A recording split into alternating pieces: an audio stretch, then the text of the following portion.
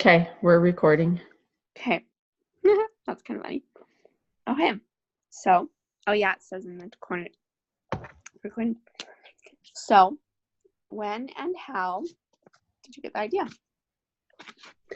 Well, it was in this time of year in 2017. It was April or May, I don't remember exactly. But Eric Acton and I kept revisiting the idea of putting a walk-in fridge, freezer, and patio because just during the summer months, we just were not capable of having enough food in the building, and we kept running out of ice cream and running out of things, and I just had nowhere to put them.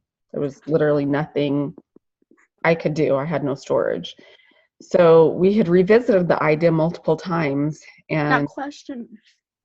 Sorry. I thought this was last 2 weeks. I remember being there when this was occurring. I say that again. I kind of remember. Are you sure this didn't start last spring? Because I remember. I'm positive because by last spring, I had already met. It took me 2 years to do this. Oh, you know what? I was working at Patio that spring, huh? Okay, so I was working at Patio last. Sorry, my timeline was off of where I was in 2017. I was in Blanding. Okay, so because I remember.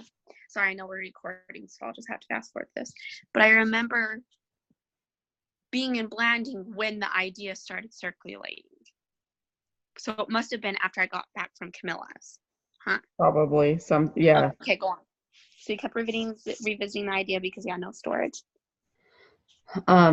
Anyway, so it would have either been a Monday or a Thursday because Eric was at Patio, and we were talking about options that I would have to order enough ice cream to make it through weekend.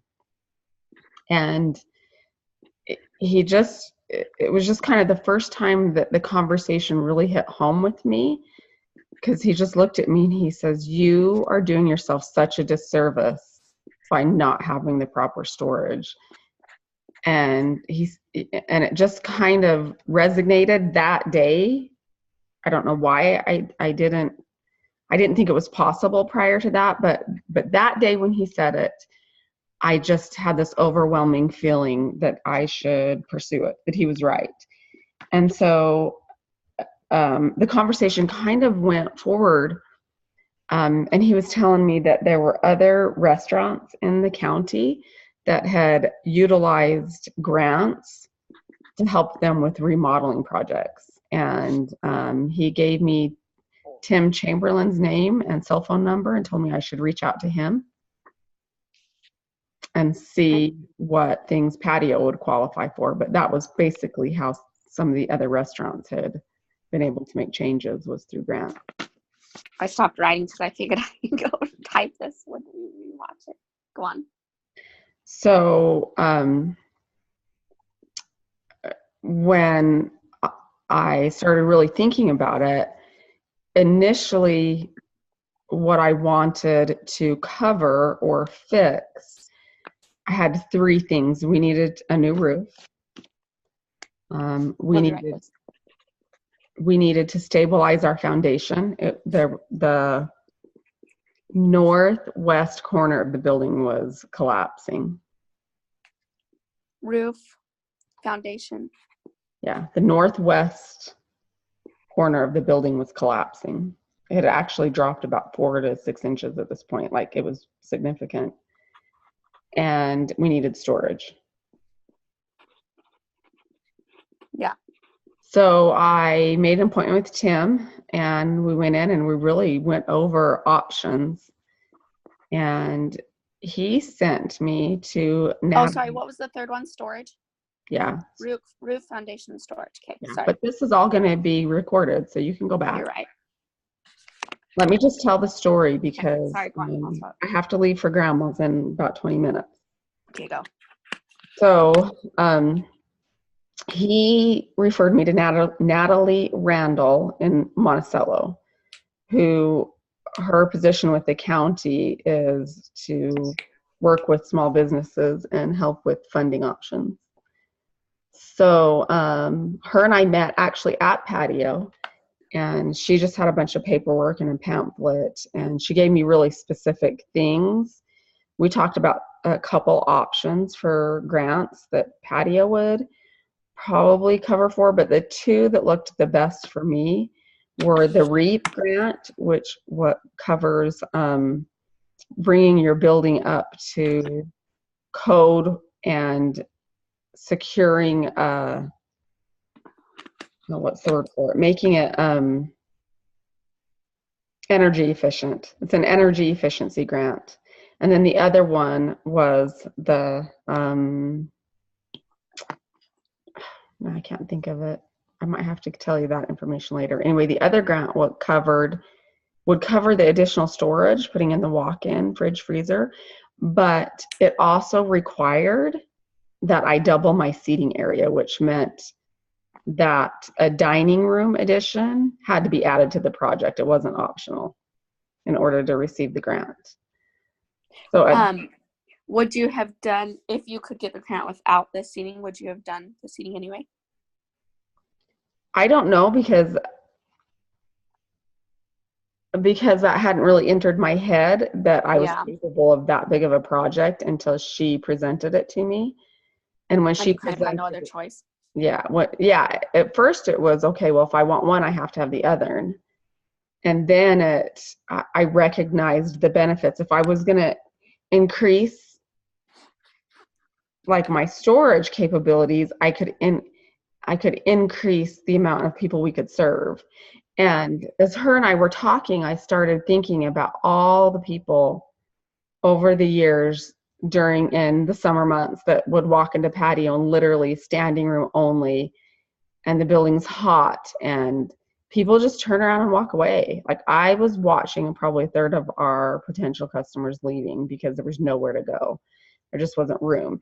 And so when she presented it to me under that light, that it would be required of me, then that really opened me up to the idea of having a much larger project than initially I thought was possible.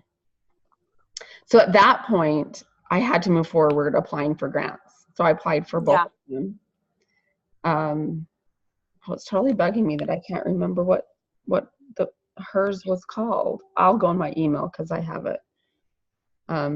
Anyway, so at this point it was probably midsummer, June, July, and we just started moving forward. So the REAP grant, the energy efficiency grant, was actually, well, both grants were very difficult to get the paper. There was a ton of paperwork you had to do, tons of stuff. So you started moving forward with both grants. 2017 or 2018? 2017. This has been going on for 2 years. That's what I thought. I just wanted to reiterate what year it was so that I can. Yes. So this is now we're into the summer of 2017, and I just started working on all the paperwork.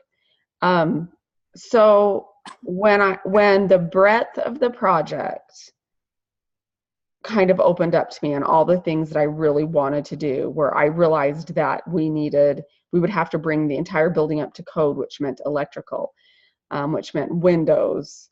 It meant in order to meet the energy efficiency, it required new cooking equipment. At least you don't have locking the windows at night with the wooden thing anymore. Yeah. It became a total reconstruction project. And at that point, I did have some fears kind of settling in. So I remember it. I had an experience that really moved forward for me. So I decided one day I really wanted to pray about it and make sure. I was scared. I was scared of the funding and scared of all of this. So I actually went home from work one morning and I went in my bedroom all by myself and I knelt down and I really had a heart-to-heart with God, and really kind of set out my fears and my concerns and wanted to make sure. I wanted positive reassurance that we were doing the right thing if we moved forward. And I got that. immediately in that prayer. I didn't have to wait for it. I was told during that prayer by God that I would encounter significant obstacles, but that if I responded to them appropriately, that every one of them would be resolved. And it would all depend on my personal response and my growth during the project, that the entire thing would hinge on me. And which was really interesting, because moving forward over the last 2 years, that has definitely been the case. So, I mean, we had so many things that stopped the project, and I just knew that if I handled it maturely and with resolve and in a Christ-like way, that none of those obstacles would stop it, and they didn't. So we moved forward, and by November, it took from July until November to get all the paperwork handed in to meet all of the requirements from both grants. We had to go through energy audits. We had to go through, I mean, all of your financial stuff gets raked through. It was really significant paperwork.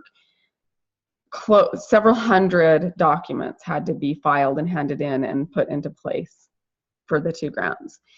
But both grants were in place by the end of November 2017. So when both grants were put in place, I was sent to the Small Business Rural Development Center, the SB, hold on, let me go get it. Is hers waking up for her mid-morning breakfast? Please. Hey.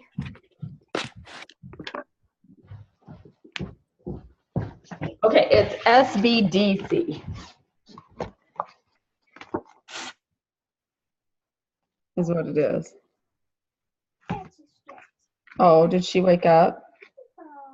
Yeah. She needed to though. Hi, Abril. Hi. Let me say hi to Grammy.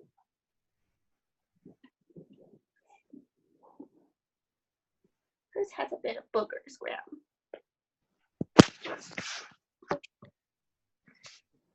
So it's the SBDC. It's this SB or B as in Bob?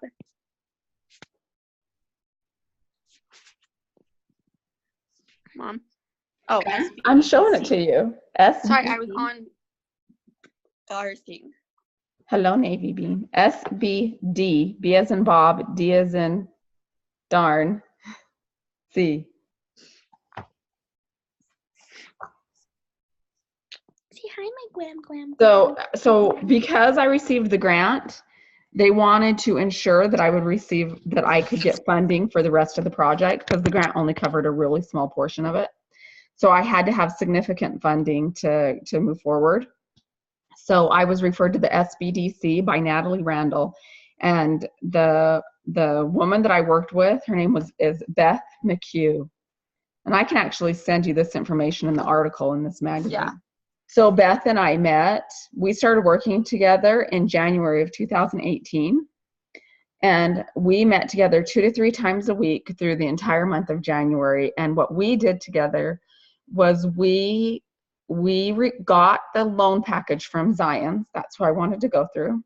Yeah. And for a business construction loan. And we would meet together 2 to 3 times a week for all afternoon, or just, it was hours and hours at a time. And we would go through every single document that they were required of me.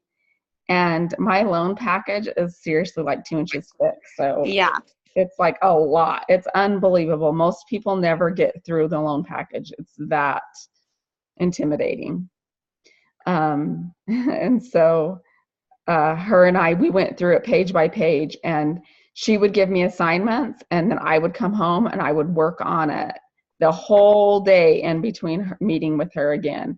And we had to do 3 years of projections that all had to be the math all had to be figured out, and then they all had to be put in projection, Excel Word sheets, and like it was just so intense.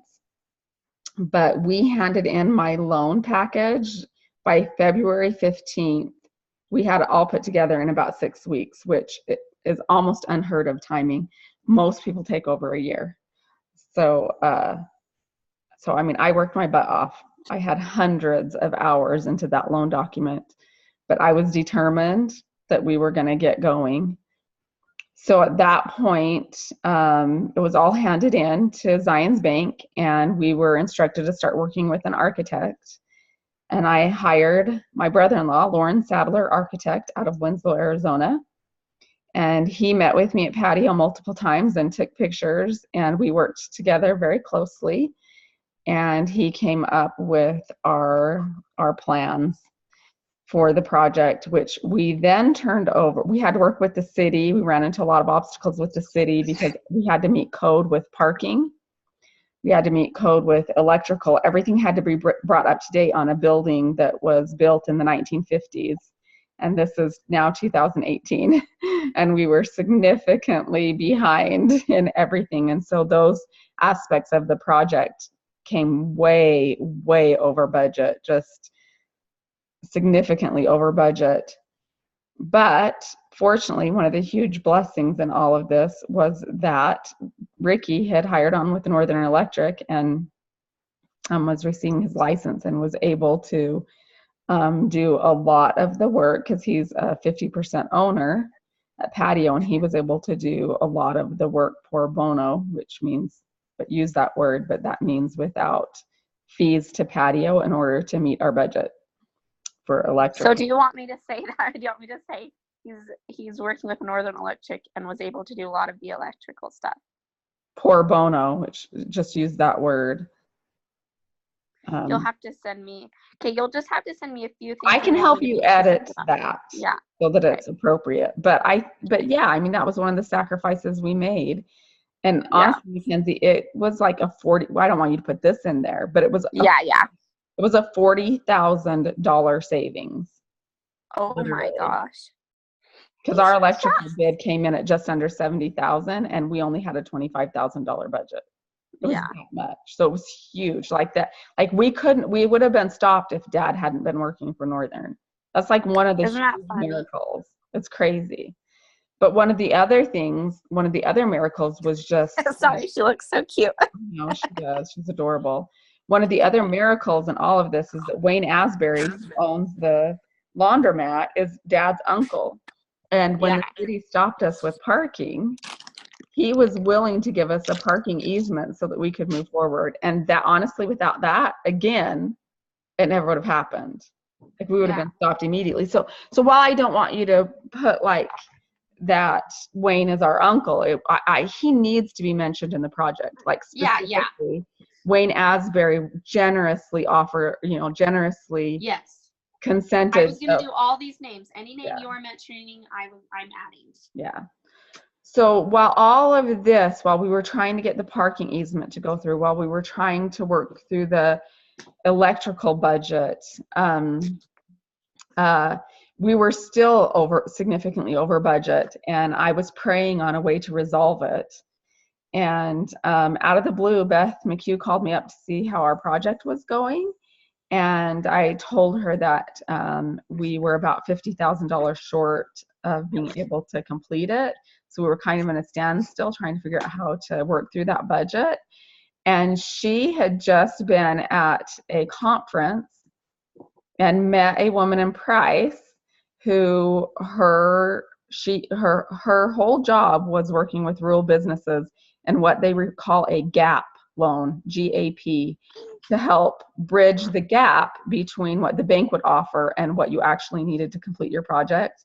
And Beth gave her my phone number, and she called me within 24 hours, and we moved forward with that. And so we just resolved all of our issues. Everything was done.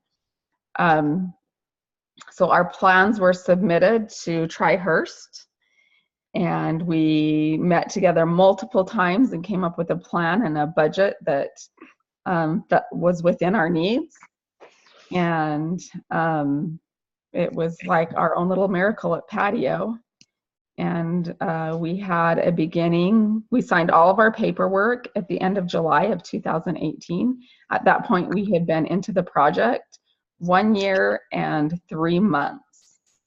And our beginning date of construction, I believe, was August 18th or August 20th. Right around there was our first date of construction. So I would do all of the pre things in the first article, and then we can start working with all the things that happened during construction on the next one. So this one should be okay, so you want to go to pre-construction. like where you are now, pretty much in your story to telling right now. I Like did how it not, all came together to start construction. Everything that happened pre-start of construction. yeah, I think you should. The first blog post should be all up to that point, and then the second will be actual construction. Okay. But we had 3 huge obstacles prior that we had to meet in order to move forward. And I feel like I met the requirements God expected of me. And so we were blessed. This article in SBDC, I'm going to send you a link to it because, and you should read it because she covers it pretty clearly. It's this one. And so, and there'll be names and dates and stuff in there. Yeah, that'll be good. That'll be awesome. So anyway. I'm trying to find her booger sucker because she has a really stuffy nose. Okay,